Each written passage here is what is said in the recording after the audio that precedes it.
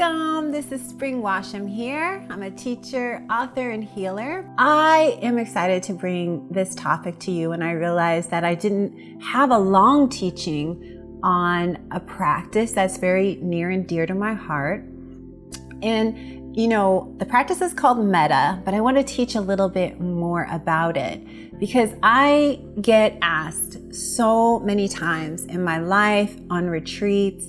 I teach meditation retreats, I teach Vipassana retreats, I teach compassion retreats. I am an insight meditation teacher at Spirit Rock Meditation Center, and I also am one of the founding teachers of the East Bay Meditation Center in downtown Oakland. So one of the things I've been doing for most of my life is practicing meditation and especially focus on heart practices. The heart practices that we cultivate in the Buddhist tradition and in the meditation tradition is we focus on loving kindness, we focus on compassion, we focus on equanimity, and we focus on joy. These are called our heart liberation practices, and we're always cultivating these qualities.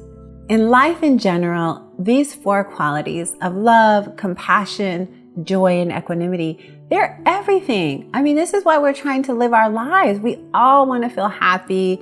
We all want to feel self-compassionate. We all want to feel joy. And we definitely want to be balanced with whatever's arising, the highs, the lows, all of it. So today, I'm really going to focus on the quality of metta. Metta is a Pali word, and that's the language that the Buddhist tradition was written down. The Buddhist teachings were written down more specifically in the early days, and then they were translated. And metta is a word that means friendliness. It means kindness. It means friendliness. So we actually cultivate this quality a lot, and we do it with ourselves a lot. One of the sad things I think all of us experience in life, and is so pervasive in Western culture. I mean, it's so heartbreaking. I see it even in kids, even in teenagers, even very small children, is this way that they become very self-critical. It's like this self-hatred, right? That we have. We're constantly judging. I'm this, I'm that, I'm not this enough, I'm not good enough. And then if you're a person of color or you're LGBTQI, you even have more, right? If you have a different body type or you're not able-bodied like everyone that you think that is in the media, we can develop a lot of kind of neurotic thinking.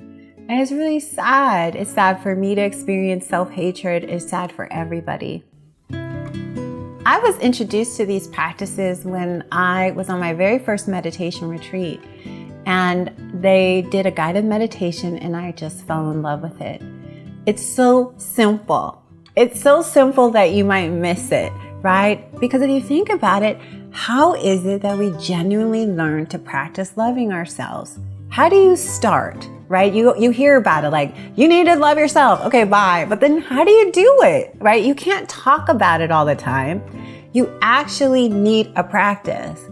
And that's really why I resonate so much with the Buddhist tradition, is they give you practices. It's like, here's your prescription, and then go home and for 20 minutes, for the rest of your life, basically, do this practice.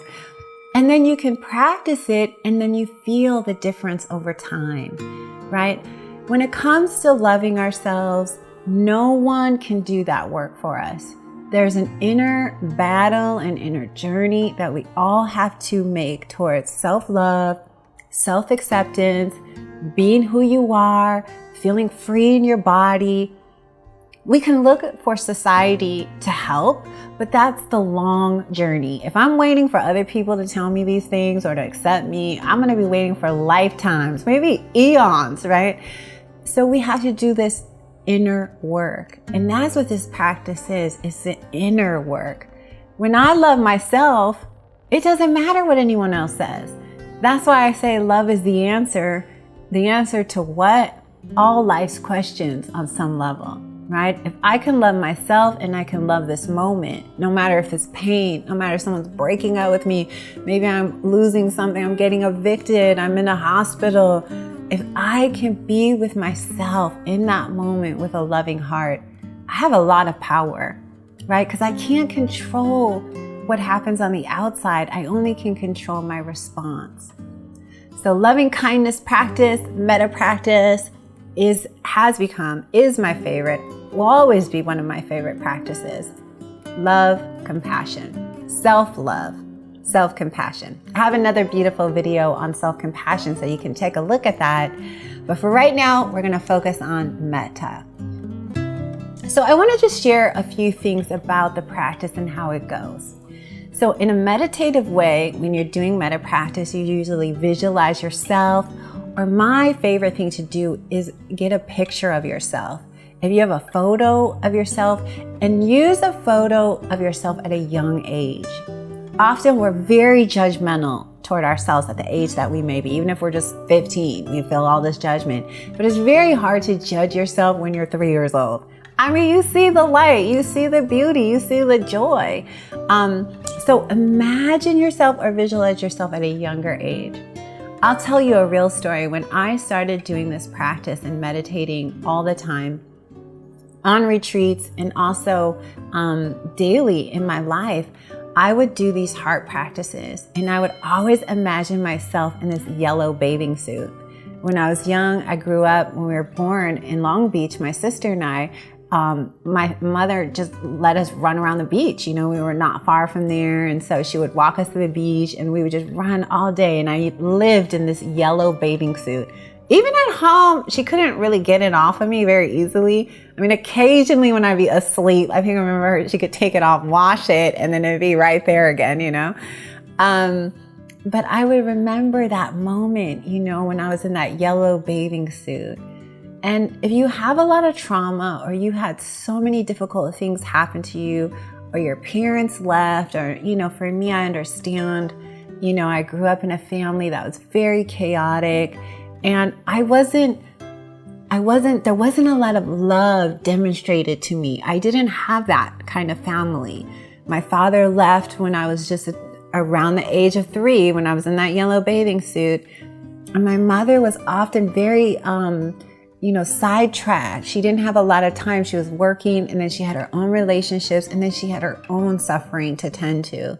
So often I was very lonely. My sister and I, we didn't have a lot of that love and affection and attention.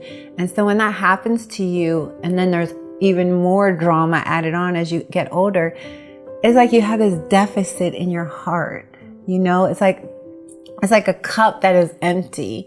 And so we might look for other people to fill that, but in a way, only our love can do that. You know, you might have a partner who says to you every day, I love you, I love you, I love you. And it's still not enough. You know, that feeling is just like so thirsty. We talked about that word thirsty, this thirst, this need. The only one that can really satiate that is you. And you have the power to do that. And so that's what I loved about this practice.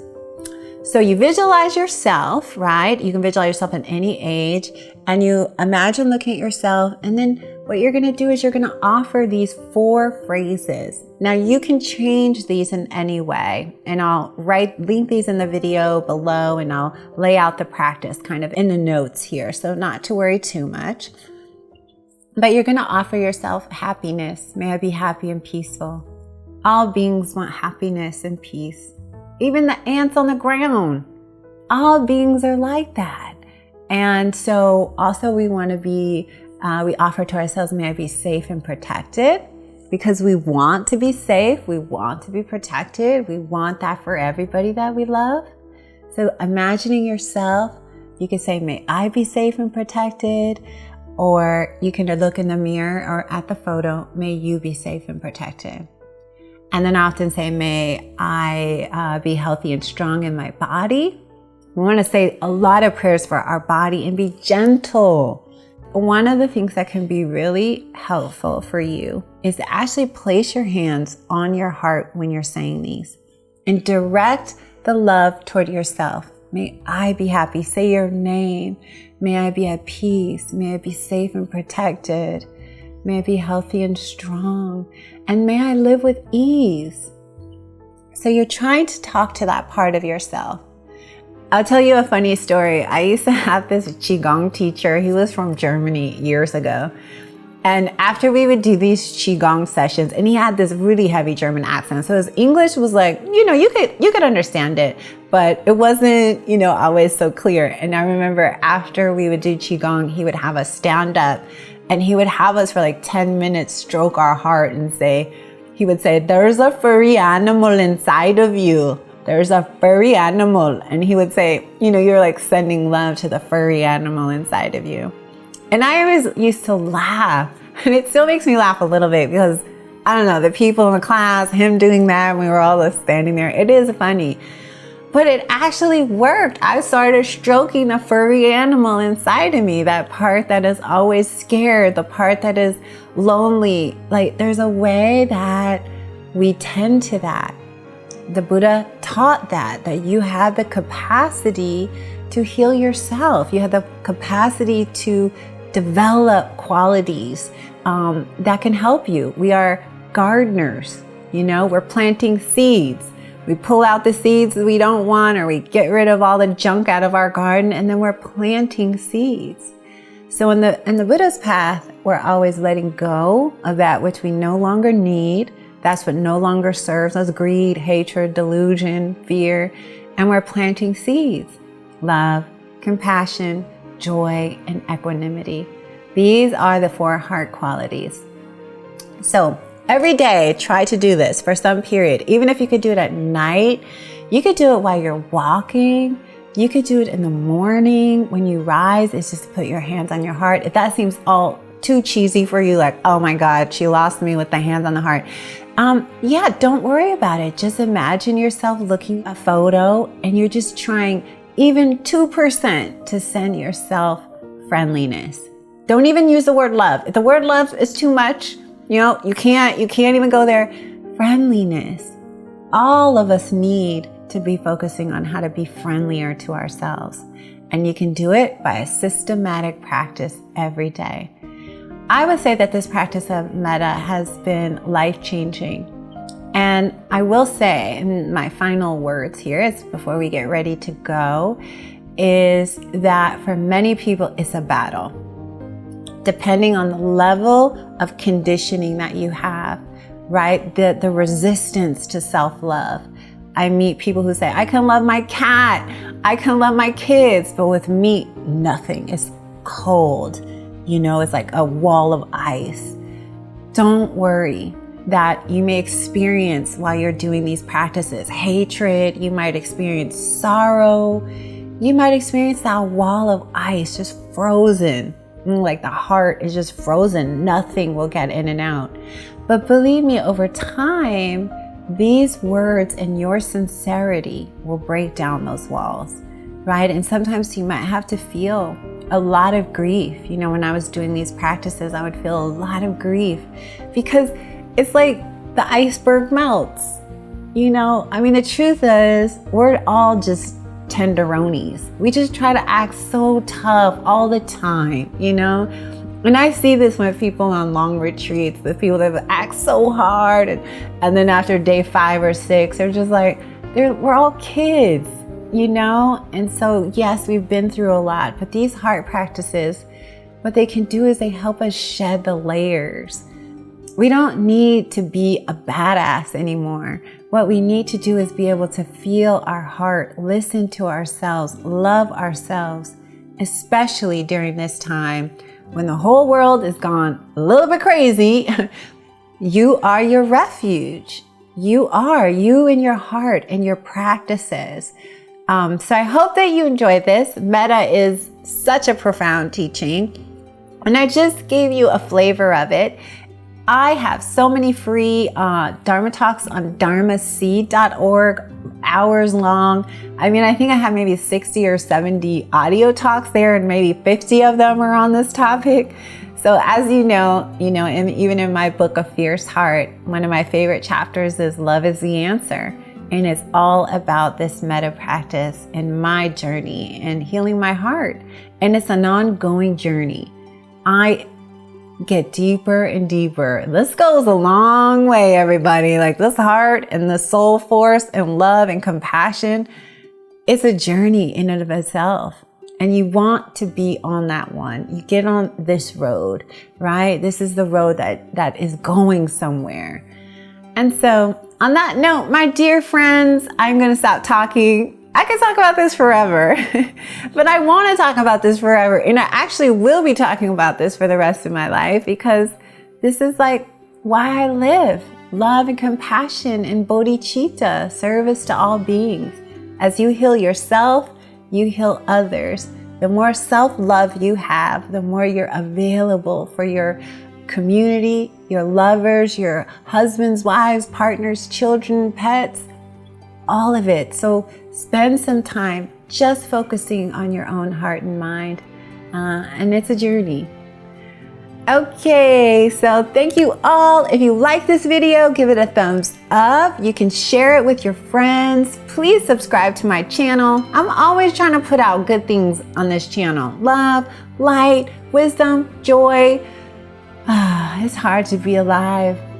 It's hard to be human, but this is where we're at, and we're gonna ride these waves. It's a little bumpy. We're gonna ride these waves though, because this is what we gotta do. This is what the heart is designed to do.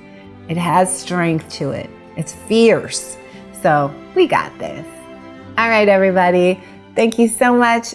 Check out my next videos, and until we meet again, namaste.